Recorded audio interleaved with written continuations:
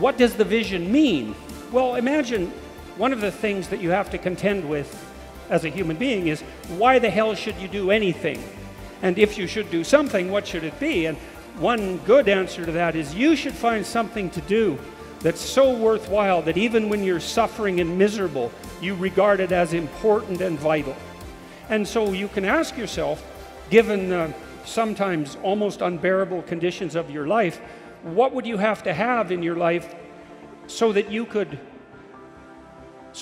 face waking up in the morning even when things weren't going well?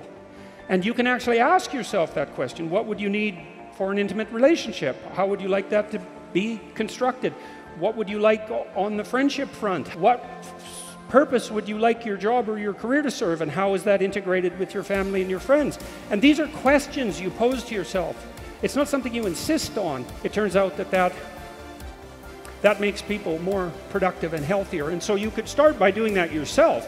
It's like, why are you doing what you're doing? You need to know that, partly also because when obstacles come up, especially psychological obstacles, or obstacles placed in your pathway by other people, if you haven't thought through deeply the reasons that you're engaged in an activity, then you're weak in the face of opposition, because why wouldn't you be? And the way to think it through is to actually have a vision, and I mean to imagine it. So imagine that if you were fortunate, you could have the relationship you wanted.